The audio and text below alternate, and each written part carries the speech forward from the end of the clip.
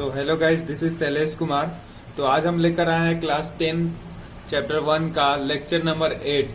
तो जिन्होंने लेक्चर 1 से लेकर 7 तक नहीं देखा, जाकर फटाफट जाकर देख लीजिए, ताकि लेक्चर 8 समझने में आपको कोई सा भी तकलीफ ना हो। सो गाइस, आज के लेक्चर में हम लोग बात करेंगे डिस्प्लेसमेंट रिएक्शन। लेकिन डिस्प्लेसमेंट रिएक्शन पढ़ने से पहले हमें एक टर्म पढ़ना होगा, रिएक्टिविटी सीरीज, जिसको काफी सारे लोग एक्टिविटी सीरीज भी कहते हैं। तो आइए बिना वेस्ट करे टाइम वीडियो को स्टार्ट करते हैं भाई के इंट्रो के बाद।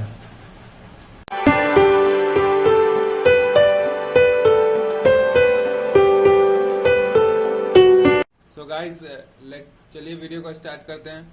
सो गाइस, हेडिंग डाल लीजिएगा रिएक्टिविटी सीरीज, दैट इज दूसरा नाम है इसका एक्टिविटी सीरीज। तो आइए सबसे पहले इसका डेफिनेशन लिख लेते हैं। रिएक्टिविटी सीरीज या एक्टिविटी सीरीज किसे कहते हैं? The arrangement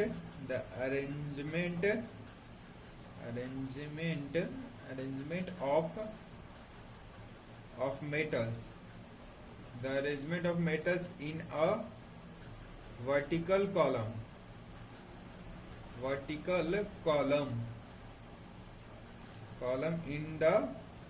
in the order of decreasing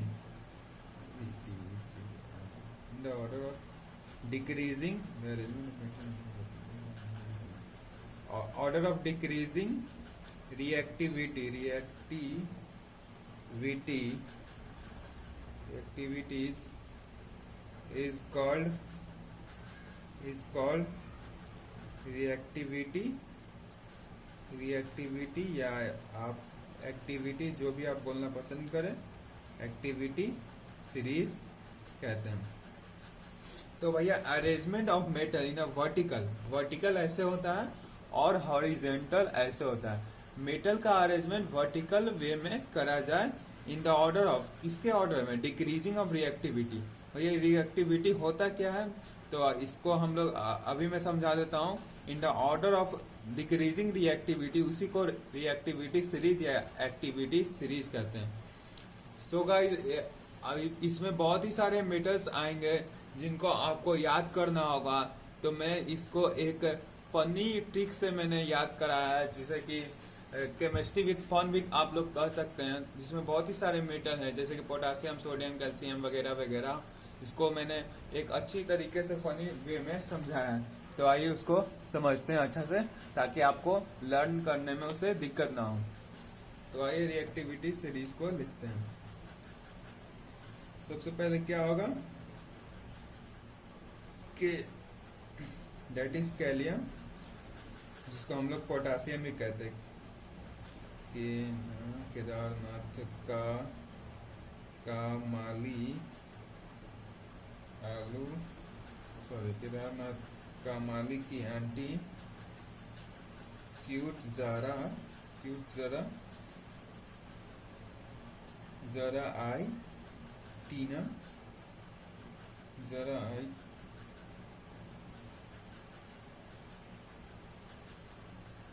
लेके हाई कोर्ट गई।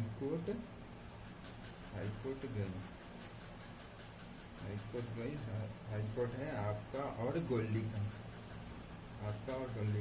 सो गाइस, यहाँ पे मैंने एलिमेंट का शॉर्टकट नाम लिख दिया, तो उसी को मैंने एक रिप्रेजेंट किया एलिमेंट को एज अ शॉर्टकट। तो इसको मैंने ऐसे इस्तेमाल किया है। केदारनाथ का मालिक की आंटी क्यूट जरा आई टीना को लेकर गई हाई कोर्ट। तो भैया, ये आपने क्या कह दिया? तो भैया, मैंने सिर्फ यहाँ पे कुछ नहीं बताया, सिर्फ मैंने यहाँ पे बताया कि रिएक्टिविटी सीरीज को याद करने के लिए, फनी वे में याद करने के लिए मैंने बताया। तो भैया, के मतलब क्या होता है? के मतलब होता है पोटासियम, जिसका लैटिन नेम है कैलियम। ये बात लैटिन नेम सारे एलिमेंट का आपको याद है, सारे नहीं है, 12-13 ही याद हो जाने चाहिए। दूसरा क्या होता है? Sodium, that is natrium. तीसरा है कैल्शियम, इसका कोई लैटिन में नहीं होता है। Calcium magnesium, aluminium, aluminium, carbon, हालांकि कार्बन सारे बुक में नहीं दिया होता, लेकिन कार्बन होता है, कार्बन, जिंक, जिंक एफी को हम लोग फेरस बोलते हैं, और इसी का एक और नाम होता है जो कि आप लोग को मालूम होना चाहिए, आयरन, आयरन, और टीन यानी कि स्टेनम, इसका लैटिन नेम होता है स्टेनम, टीन, जिसे हम लोग टीन बोलते हैं, और इसका नाम होता है प्लम्बम, प्लम्बम, प्लम्बम, इसका बोलते हैं हम लोग नॉर्मल नेम में लीड, और एच मतलब हाइड्रोजन, हाइड्रोजन, कॉपर, जिसको हम लोग, कॉपर के बाद आता है हाइड्राजाइरम, हाइड्राजाइरम, जिसको हम लोग मरकरी बोलते हैं, mercury, last sorry second last आता है सिल्वर, जिसको हम लोग अर्जेंटम बोलते हैं, अर्जेंटम, और the last one is that is gold, जिसको हम लोग एयूरम बोलते हैं। सो गाइस, यही था रिएक्टिविटी मेटल। कुछ जिनका जिनका इस रिएक्टिविटी मेटल में लैटिन नेम होता है, मैंने वो भी लिख दिया है ताकि आपको समझने में दिक्कत ना हो। तो आइए अब बात करते हैं कि भाई फनी वे तरीके में कैसे इसको लर्न करते हैं। तो भैया मैं यहाँ पे एक चीज बताना चाहता हूँ कि जो कैपिटल में मैं लिखूंगा ना, उसको आप लोग एज याद करिएगा, और जो मैं स्मॉल में लिखूंगा वो को रिलेट करने के लिए मैं लिख रहा हूँ। सो गाइस, जो मैं कैपिटल में लिखूंगा उसका मीनिंग है, और जो स्मॉल लेटर में लिख रहा हूँ उसका मीनिंग नहीं है। तो आइए फनी वे में याद करते हैं।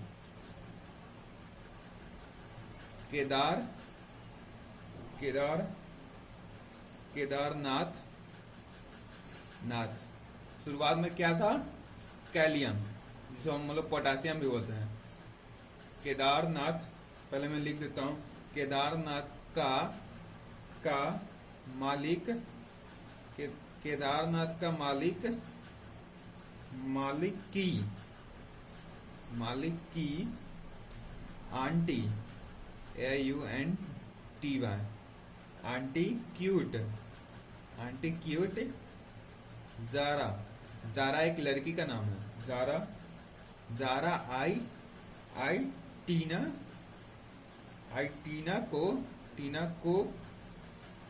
को लेकर, सॉरी गाइस मैंने कैपिटल में बोला, टीना को लेकर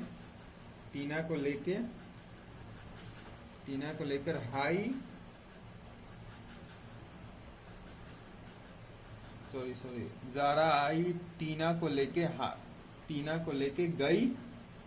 लेके गई हाई कोर्ट, टीना को लेकर गई हाई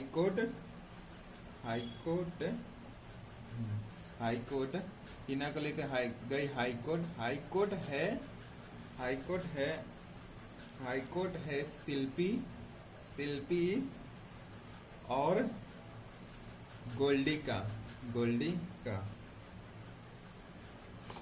तो यहाँ पे जो स्मॉल लेटर मैंने लिखा है, जिसको मैं रेड से कवर कर रहा हूँ, वो सिर्फ को रिलेट करने के लिए वर्ड है, और जो मैं कैपिटल में लिखा हूँ वो याद करने के लिए, ताकि आपको रिएक्टिविटी सीरीज का एलिमेंट याद हो जाए। तो भैया ये आपने लिख क्या दिया, मैंने कुछ नहीं लिखा है।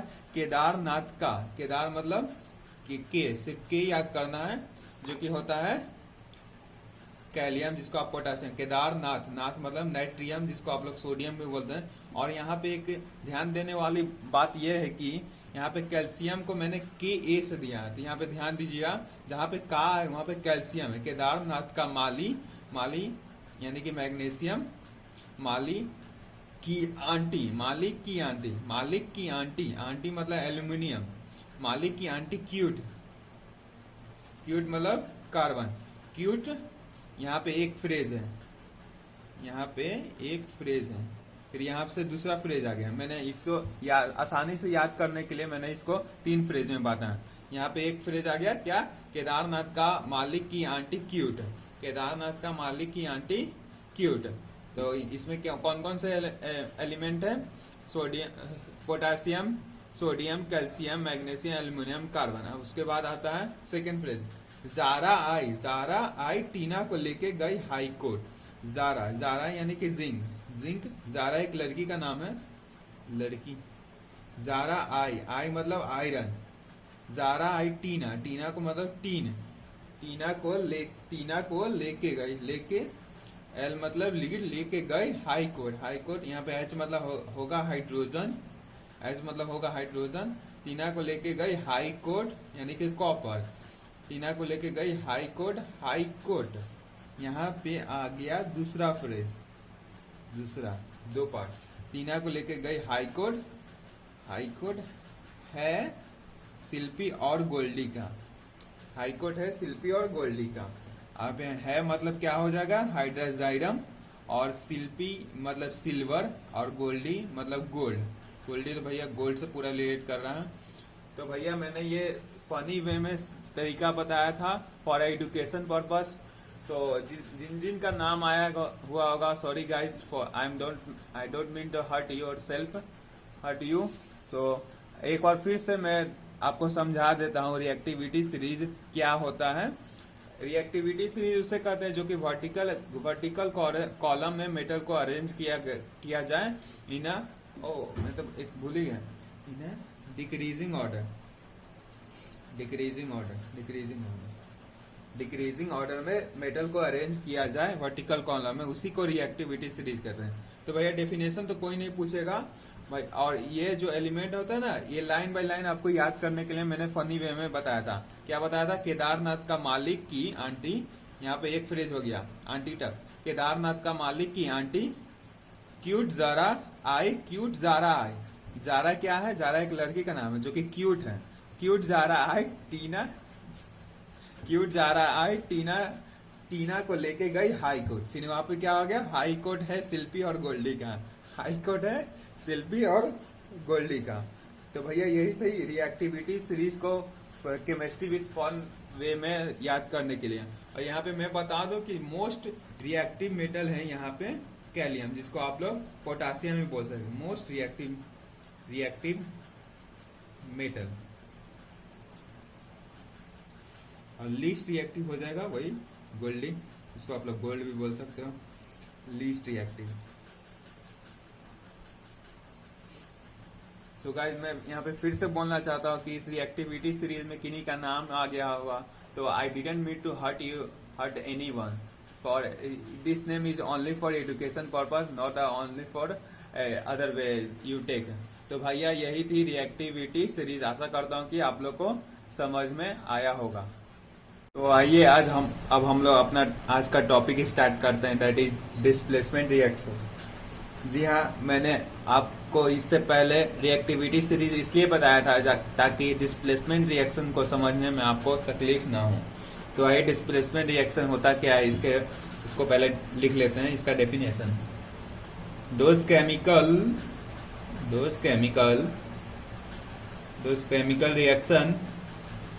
chemical reaction in which high reactive those chemical reaction in which high reactive element displace the less reactive element are known as displacement reaction। Displacement reaction उसे कहते हैं जो कि हाई रिएक्टिव एलिमेंट डिस्प्लेस कर दे लो रिएक्टिव एलिमेंट को। तो भैया यहाँ पे मैंने बताया था ना कि हाई रिएक्टिव ये है और लिस्ट रिएक्टिव ये है जो कि लो रिएक्टिव है। तो इसको डिस्प्लेसमेंट रिएक्शन को अच्छे तरीके से समझने के लिए इसका एग्जाम्पल समझना बहुत ही जरूरी है। तो आइए एग्जाम्पल पे कंसंट्रेट कीजिएगा ताकि डिस्प्लेसमेंट रिएक्शन समझने में आपको तकलीफ ना हो। तो भैया मैंने रिएक्टिविटी सीरीज इसलिए बताया था ताकि एग्जाम्पल को समझने में आप लोग को दिक्कत ना हो। तो आइए एग्जाम्पल पहला लेते हैं। Example 1, copper sulphate that is क्या है बच्चों, copper sulphate is aqueous, sorry बच्चों ने क्या है भाई, copper sulphate is aqueous plus zinc is a solid, after chemical reaction it form a zinc sulfate that is also aqueous and copper that is a solid। तो भैया यहाँ पे आपने किया कैसे, तो मैं यहाँ पे मैं बता देना चाहता हूँ कि प्लस माइनस दोनों अट्रैक्ट करते हैं, यानी कि लड़का लड़की को अट्रैक्ट करता है, only for education purpose, not a comedy purpose, okay. Positive negative को अट्रैक्ट करता है, यानी कि गर्ल्स बॉयज को अट्रैक्ट करता है। तो भैया पॉजिटिव कंपाउंड में पहला को पॉजिटिव कहा जाता है और दूसरा को निगेटिव कहा जाता है। तो यहाँ पे भैया कंपाउंड तो है नहीं, यहाँ पे तो एलिमेंट है, तो यहाँ पे पॉजिटिव निगेटिव को अट्रैक्ट करेगा। क्या पॉजिटिव निगेटिव को अट्रैक्ट करेगा। पॉजिटिव क्या है, पॉजिटिव बॉय है, निगेटिव क्या है, गर्ल है। पॉजिटिव निगेटिव को अट्रैक्ट करेगा, इसलिए जिंक सल्फेट बनाएगा और आफ्टर जो रिएक्शन होने के बाद कॉपर बच जाएगा। और भैया इसको एक तरीके से और भी समझ सकते हैं कि इसका डेफिनेशन क्या था। इसका डेफिनेशन यह था कि औसत केमिकल रिएक्शन जो कि हाई रिएक्टिव एलिमेंट होने के चलते लीस्ट रिएक्टिव एलिमेंट को डिस्प्लेस कर देता है। तो भैया यहाँ पे जिंक क्या है, जिंक हाई रिएक्टिव है किसके, as compare to copper sulphate, इसलिए जिंक डिस्प्लेस कर दिया कॉपर सल्फेट। जिंक मैंने ही बताया था ना कि ऊपर से नीचे आते वक्त रिएक्टिविटी डिक्रीज करता है। तो यहाँ पे भैया जिंक क्या है, हाई है एज कंपेयर टू कॉपर। भैया कॉपर कहाँ, जिंक कहाँ, ये तो वो वाली बात होगी ना कि स्कॉर्पियो और फॉर्च्यूनर की बात हो गई। जिंक यहाँ पे है और कॉपर यहाँ पे, तो भैया इसको कहेगा तो भाग यहाँ से, तो इसलिए यहाँ से इसको डिस्प्लेस कर दिया जिंक। तो जिंक कॉपर को डिस्प्लेस कर दिया, तो इसलिए आफ्टर रिएक्शन इन फॉर्म किया क्या, जिंक सल्फेट प्लस कॉपर अलग हो गया। तो इसको ऐसे भी लिख सकते हैं इलिस्ट्रेट वे में, आप लोग लिख लीजिएगा कॉपर सल्फेट प्लस जिंक। इसका मैं कलर चेंज बता देता हूँ जो कि आपको स्कूल के एग्जामिनेशन में पूछे जाते हैं। तो भैया कॉपर सल्फेट का कलर होता है blue solution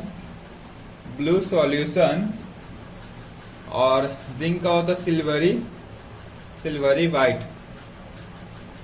after chemical reaction जब जिंक को कॉपर सल्फेट ब्लू सॉल्यूशन में डिसॉल्व करते हैं तो जो जिंक सल्फेट बनता है, मेरी इस बात को ध्यान से समझिएगा, जब जिंक को कॉपर सल्फेट ब्लू सॉल्यूशन में डिसॉल्व करते हैं तो जो जिंक सल्फेट बनता है वो जिंक सल्फेट कलरलेस सॉल्यूशन होता है। क्या होता है, कलरलेस सॉल्यूशन। और कॉपर कौन से कलर का होता है, रेड ब्राउन। तो भैया ये सब कलर आप लोग याद कर लीजिएगा, आपके एग्जामिनेशन में पूछे जा सकते हैं और एग्जामिनेशन पॉइंट के व्यू से मेन है। और इसी प्रकार सेकेंड एग्जांपल है, सेकेंड एग्जांपल भी ऐसे ही एकदम बिल्कुल सेम है, सिर्फ इसमें एलिमेंट नेम बदल दिया गया। Copper chloride that is aqueous plus plumbum that is lead solid plus lead chloride. After the chemical reaction it form a lead chloride and copper is displaced। तो ये रिएक्शन कैसे हुआ, पॉजिटिव निगेटिव, वही मैं बोलूंगा नहीं, पॉजिटिव में negative को अट्रैक्ट किया तो ये क्या बन गया, लीड क्लोराइड या प्लम्बम नहीं शायद नहीं बोला जाता, सॉरी, लीड क्लोराइड का फॉर्मेशन किया। और इसको ऐसे भी बोल सकते हैं कि लीड हाई रिएक्टिव होगा, जाहिर सी बात है कि हाई रिएक्टिव होगा तभी रिएक्शन शो होगा। तो भैया आइए एक बार रिएक्टिविटी से इसको देख लेते हैं कि लीड कहाँ है और प्लम्बम कहाँ है। लीड यहाँ है और कॉपर ये है, तो भैया ये दो स्टेप आगे है ना, तो इसलिए ये डिस्प्लेस कर दिया। इसलिए after chemical reaction it form a lead chloride and copper leave alone, copper अलग हो गया। तो इसको आप लोग लिख लीजिएगा, copper chloride plus lead to form a lead chloride plus copper. तो इसका मैं कलर चेंज बता देता हूँ। कॉपर क्लोराइड का कलर होता है ग्रीन सॉल्यूशन, यहाँ पे सॉल्यूशन टर्म इसलिए आ रहा है कि यहाँ पे दो एलिमेंट है और दोनों का यहाँ पे सॉल्यूशन बनता है एज अ कंटेनर में। तो ये मत समझिएगा कॉपर क्लोराइड का भैया सॉल्यूशन कहाँ से है, नो, ये इसका सॉल्यूशन बनता है, दोनों को मिक्स होता है। और प्लम्बम जिसे हम लोग लीड करते हैं इसको ब्लू ब्लू ब्लू, हाँ ब्लू ब्लू ग्रे होता है, ब्लू ग्रे। तो आफ्टर केमिकल रिएक्शन यही सेम होता है, दोनों कलरलेस सॉल्यूशन।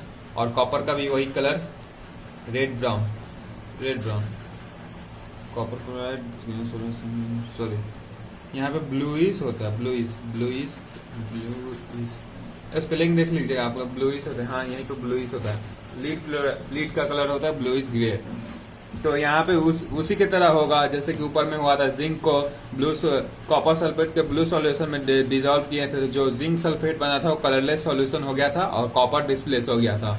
इसी प्रकार यहाँ पे भी होगा, bluish grey colour, lead bluish grey colour को ग्रीन सॉल्यूशन कॉपर क्लोराइड में डिजोल्व करेंगे, तो after chemical reaction lead chloride जो कि फॉर्म होगा वो कलरलेस सॉल्यूशन होगा और कॉपर डिस्प्लेस कर दिया जाएगा। सो गाइस, अब जो मैं एग्जांपल आपको बताने जा रहा हूँ, जाके थर्ड एग्जांपल है, ये आपके एनसीईआरटी में बहुत ही बारीकी से तो नहीं बोल सकते लेकिन दिया गया है, और जो कि आपके एनसीईआरटी क्वेश्चन में भी है और एग्जामिनेशन पॉइंट में पूछा भी जाता है, खास करके बोर्ड में भी पूछा जाता है इसका कलर चेंज और ये कैसे होता है। तो थर्ड एग्जांपल को बहुत ही बारीकी से समझिएगा, ठीक है ना। सो आइए थर्ड एग्जाम्पल को देख लेते हैं। मैं थर्ड एग्जाम्पल को पूरा इलिस्ट्रेट वे में बताऊंगा ताकि आपको इसमें कोई सा भी दिक्कत ना रहे। थर्ड एग्जाम्पल भी कॉपर से रिलेटेड है, copper sulphate is aqueous solution plus iron that is a solid after chemical reaction in form of copper sulfate that is a aqueous solution and displace of copper as a solid form। तो इसको मैं लिख देता हूँ अच्छी तरीके से, copper sulphate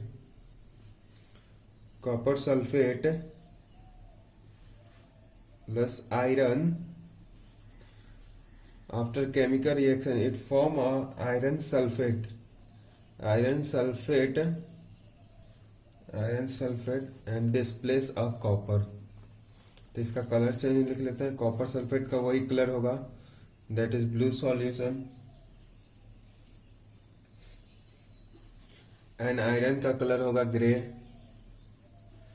और आफ्टर केमिकल रिएक्शन दोनों में क्या हो रहा था कि दोनों में केमिकल रिएक्शन होने के बाद कलरलेस हो जा रहा था, लेकिन यहाँ पे ये नहीं होगा। After chemical reaction it form a greenish solution, वही, और कॉपर का लास्ट में रेड ब्राउन कलर। तो आइए मैं इसको अच्छी तरीके से समझा देता हूँ। देखो ये तो आप लोग समझ ही गए होंगे कि ये हाई रिएक्टिव है जिस वजह से कॉपर को डिस्प्लेस करके FeSO4 बन रहा है, और एक पॉजिटिव निगेटिव वाला केस जो पॉजिटिव निगेटिव को अट्रैक्ट करता है। एक बार दिखा देता हूँ कि आयरन कहाँ है, Fe दैट इज आयरन यहाँ है और Cu दैट इज यहाँ, तो ये जाहिर सी बात है ये यहाँ पे इसको डिस्प्लेस कर देगा। जिसको मैं अच्छी तरीके से लिख देता हूँ कि इन दिस रिएक्शन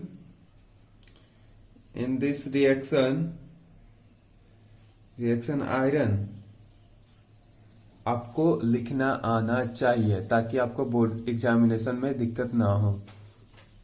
क्या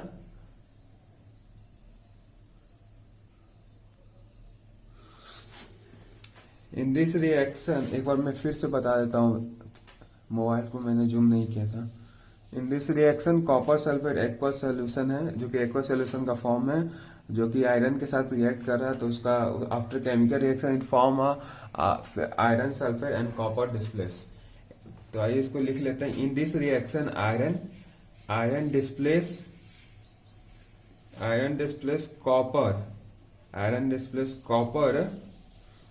copper from copper sulphate copper from copper sulphate. यहाँ पे ध्यान देने वाली बात यह है कि आयरन किसको डिस्प्लेस कर रहा है, कॉपर ही को तो सिर्फ डिस्प्लेस न कर रहा है, क्या कॉपर ही को, कहाँ किस में से, कॉपर सल्फेट में से, कॉपर सल्फेट में से कॉपर को डिस्प्लेस कर रहा है। अब आगे लिख लेता है the deep colour sorry deep the blue solution the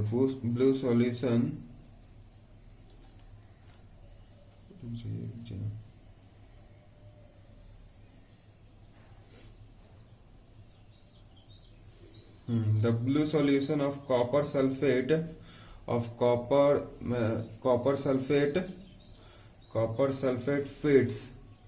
fades यानी कि धीरे धीरे मिलना, fades due to the formation of light green solution. क्या हुआ, लाइट ग्रीन सॉल्यूशन बन गया किसके मिलने से, आयरन डिस्प्लेस किया कॉपर को, तो उसके बाद जो केमिकल रिएक्शन हुआ वो फेरस सल्फेट बना जो कि लाइट ग्रीन सॉल्यूशन में बना, light green solution that is iron sulfate and a red brown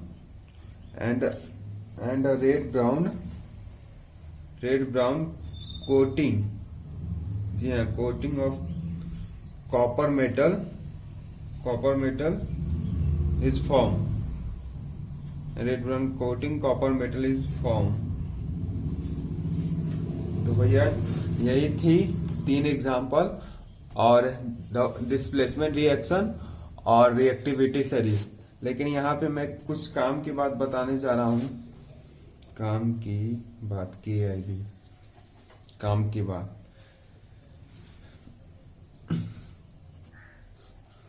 तो भैया काम की बात में क्या था, जैसे कि आपको याद होगा एवोल्यूशन ऑफ गैस का एग्जाम्पल। यहाँ पे मैं थोड़ा इंटरचेंज कर रहा हूँ इसलिए ताकि आपको समझ में आ जाए।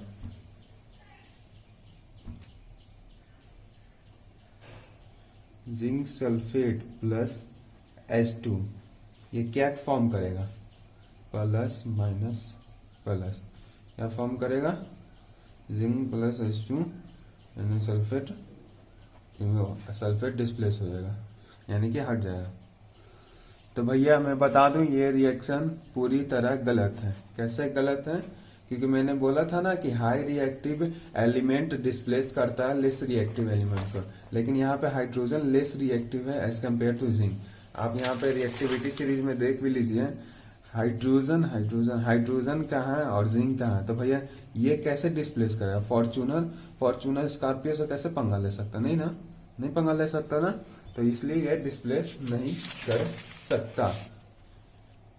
इसी प्रकार एक और एग्जांपल है copper sulphate plus Ag that is argentum यानी कि सिल्वर।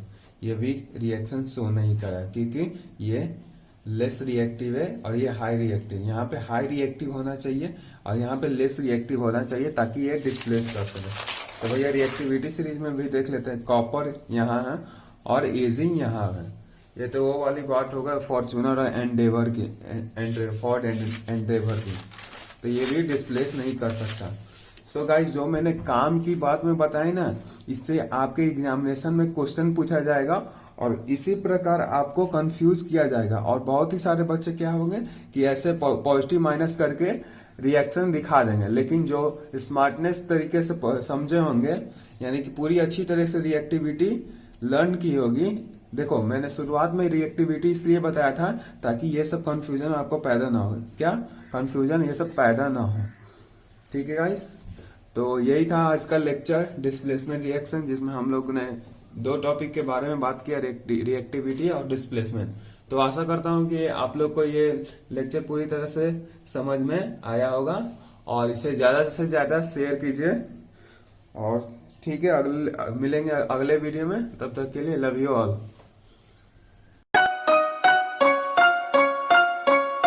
नामुमकिन जैसी कोई भी चीज नहीं,